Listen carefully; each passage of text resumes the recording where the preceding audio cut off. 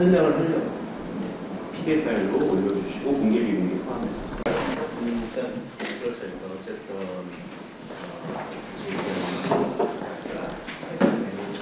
네, 상무의 모두가로 시작하겠습니다. 하천 산불이 심각한 상황입니다. 특히 건조한 날씨가 계속된 올해 산불이 평균 1.5배에 달한다고 합니다. 3월 들어 거의 매일 산불이 나다 싶습니다. 봄철 산불에 대한 정부 대책이 신속하게 이루어지기를 바랍니다. 주민들의 안전은 물론 소방구조대원들의 안전에 만전을 기해 주시기 부탁드립니다.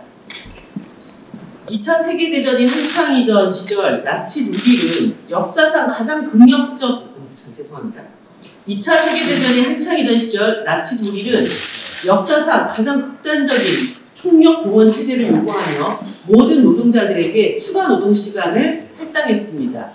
그 당시 독일인들의 노동 시간은 주 평균 60시간이었습니다. 그로부터 80년이 지나고 윤석열 정부는 주 69시간 노동계약 방안을 확정했습니다. 여론의 질타에도 고용노동부는 몰아서 일하고 몰아서 쉬게 하자는 게 무엇이 문제냐며 야근, 과로를 위반하는 것이 아니다. 외국에도 실시한 사례가 있다고 되풀이했습니다. 윤석열 정권이 말하는 근로시간 선택의 자유는 노동시간 연장 제도가 일하는 현장에서 어떻게 작동되는지 전혀 모르고 말하는 탁상 공론에 지나지 않습니다. 주 52시간도 제대로 지켜지지 않고 연차도 제대로 못 쓰는 대부분의 국민들에게 지난 세기 노동에 대한 총력 동원을 지시한 나치 시대의 제도와 다르지 않습니다.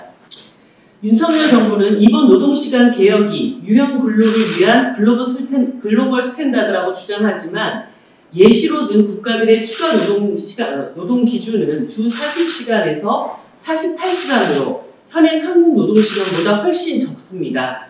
글로벌 스탠다드를 하려면 이제 노동시간의 문제를 시간 주권의 관점으로 접근해야 합니다.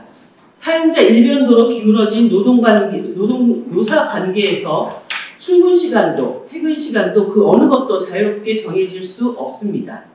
근로시간 선택의 자유를 노동자와 기업에게 모두 이로운 방법으로 적용하려면 노동의 시간표를 노동자들이 직접 짤 수 있도록 노동조합에 더 큰 권한을 보장해야만 합니다. 윤석열 정부는 근로시간 선택의 자유를 외치기 전에 먼저 현행법의 근로시간이 일터에서 제대로 지켜지고 있는지, 일한 만큼의 대가가 정당하게 주어지고 있는지부터 조사하십시오. 회사 눈치 보며 보장된 휴식시간을 미룬 채 매일 11시간을 일하고 실신 수준으로 잠만 자야 하는 과로사회에서 누가 가정을 만들고 미래를 꿈꾸겠습니까? 과중한 노동시간은 소멸사회로 가는 지름길입니다. 정의당은 전 국민을 과로로 몰아가는 윤석열표 노동계약을 단호히 거부하고 위기에 놓인 저녁 있는 삶, 노동자가 스스로의 삶을 계획할 수 있는 자유를 지키기 위해 끝까지 싸울 것입니다. 됐습니다. 사교육비가 무섭게 치솟고 있습니다. 지난 22년 초중고 사교육비 지출은 약 26조 원, 21년과 22년 두 해 연속 역대 최고치를 갱신했습니다. 사교육비 지출 폭증은 팬데믹으로 인한 공교육 범위 축소와 맞물려 교육 격차 확대를 가속시켰습니다. 가뜩이나 어려운 가정 경제에도 출혈을 강요하고 있습니다. 역대급 사교육비 지출이 이어지는데도 교육부는 아무런 대책이 없습니다. 오히려 이주호 장관의 자사고 육성 정책, 사교육비 파트너십 전략은 사교육비 확대를 부추기고 있습니다. 작년에 발표한 2021년 사교육비 조사에서 교육부는 코로나19로 원격 수업 증가로 인한 공교육을 사교육으로 보완하려는 학생이 일시적으로 늘었다고 답했습니다. 그러나 팬데믹 상황이 호전된 22년 조사에서도 사교육비가 치솟자 지난해 코로나19가 풀리면서 일상회복으로 학생들이 일시적으로 사교육을 더 많이 나갈 수 있게 된 것이라는 앞뒤가 다른 답변을 내놓았습니다. 이주호 장관 교육부가 사교육비 문제를 해결할 의지가 있기라도 합니까? 아니면 더 조장하려고 하는 것입니까? 의문입니다. 교육부는 조삼모사식의 변명이 아니라 사교육비 지출 폭등의 해결책을 제시해야 합니다. 자사고 장려 같은 실패가 입증된 정책이 아닌 사교육비 문제의 근본 원인인 입시 경쟁을 완화하고 사교육비를 대체할 공교육 주도 방과 후 프로그램 확충, 학원비 물가 종합 진단 등의 실질적 대안이 필요한 상황입니다. 자녀 키우기 어려운 대한민국을 만드는 입시 경쟁, 사교육비, 저출생의 고리를 끊을 확고한 대책, 정부가 시급히 나서서 만들어야 할 것입니다.